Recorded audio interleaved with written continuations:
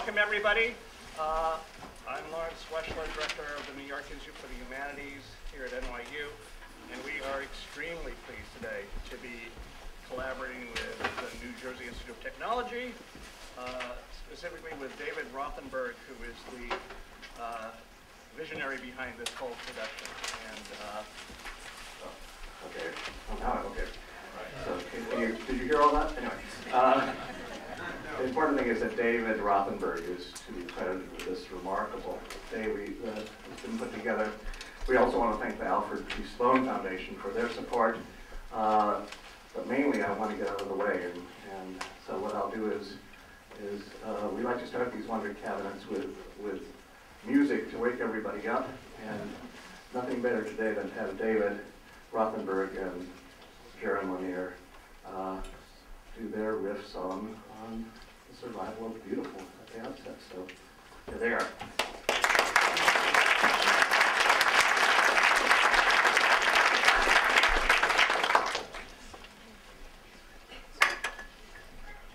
So we just start playing?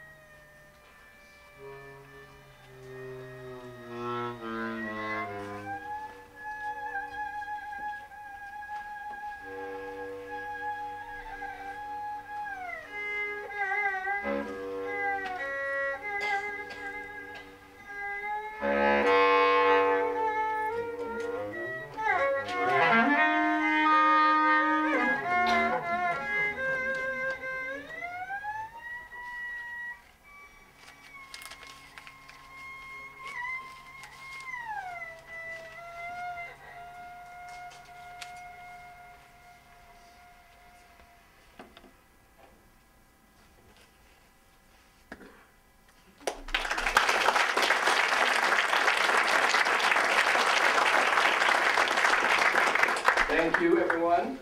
Thank you, Ren and Stephanie, for allowing me to put together this crazy event here. Thanks to NYU and New Jersey Institute of Technology for helping to put it together and then sanction it, shall we say. Thanks to the Alfred P. Sloan Foundation for making it possible to invite all these cool people together. And thanks to all of you for coming. And now you get to hear an instrument.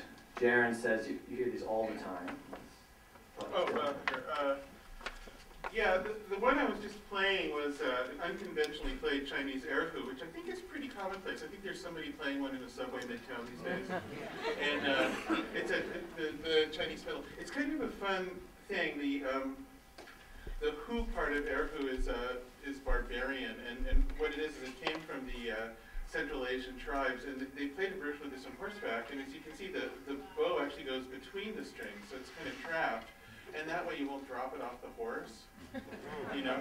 And you know how it is when you're playing violin and suddenly the bow drops to the floor and you have, you know, so you don't have that embarrassment. It's consumer friendly in that way. It's sort of like Apple designed it or something. And you might notice there's a piece of paper here, and this is a little gold embossed certificate that the python whose skin was given to make this little python resonator was raised in a sustainable, very green, python environment. The python was named Colin,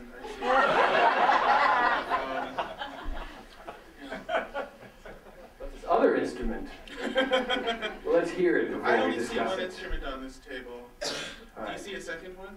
Right, Right, let's okay. hear it before we talk about it.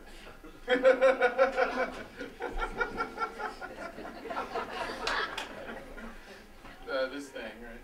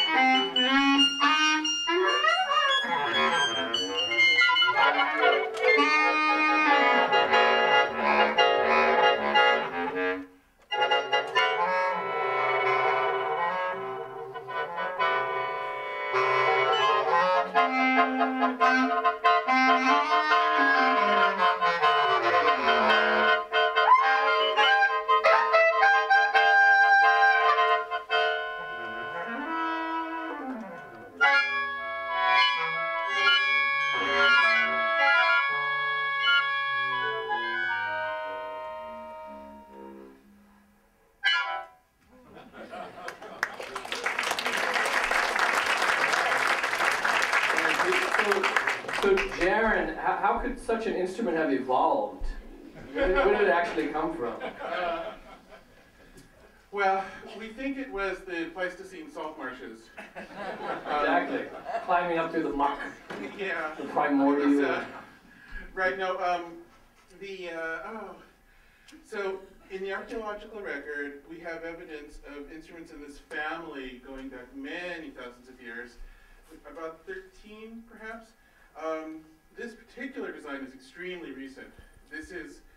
Both of these are updates on classical Chinese instruments that are only a few years old. Music lives and changes, and in this newly rich China, all the instruments are being updated, and it's wonderful. They're actually neither better nor worse, but they're more intense in a way. The mouth organs, of which this is one, this one's called a shung, and this is the fanciest big 38-note concert shung.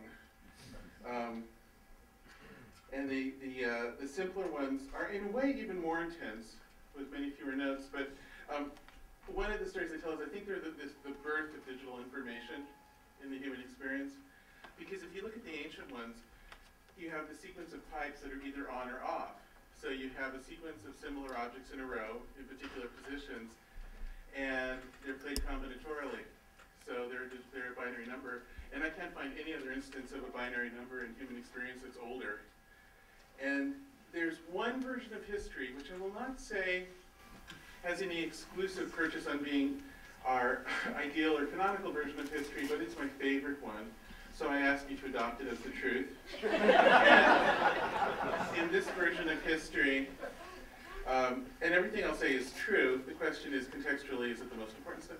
I don't know, but anyway, the ancient versions of these traveled across the Silk Route to ancient Greece and Rome. The Romans made a giant version to accompany the gore in the Colosseum that was called the hydraulis.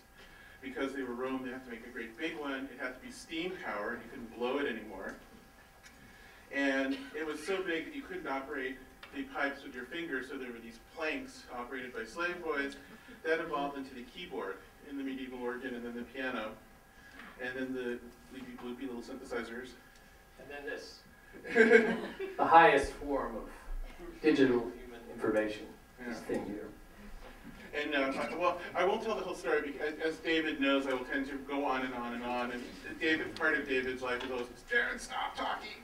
But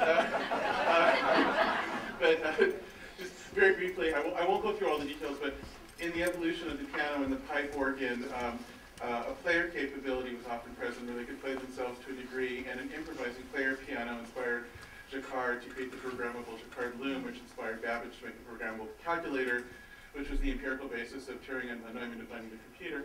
So in a sense, there is a historical trace from the first digital information to the current implementation of it.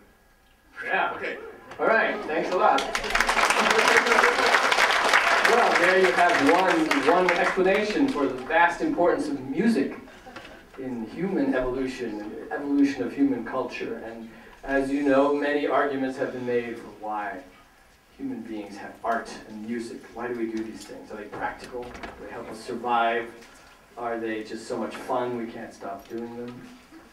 You know, I recently wrote this book on this whole topic of where does beauty and art evolve through evolution, nature and life, and in humans, survival of the beautiful. And what was so fun about this project is so many cool and interesting people part of the story. And it's so great to be able to invite so many of them here to tell their own story, so I don't have to speak and tell you the argument of this book. It's going to unfold before you today with all these people are speaking. And one thing that began the book for me is the idea that you know, it's not human beings alone that make artworks in the world. There's a group of birds that evolved in Australia and New Guinea, the bowerbirds, that make sculptures. They make artworks. The male bowerbirds make these works, these sculptures, to attract the attention of females. But they are not nests. Sometimes you see them described in books as being nests because you want to believe anything a bird does is somehow practical. A nest. They do not nest in these things.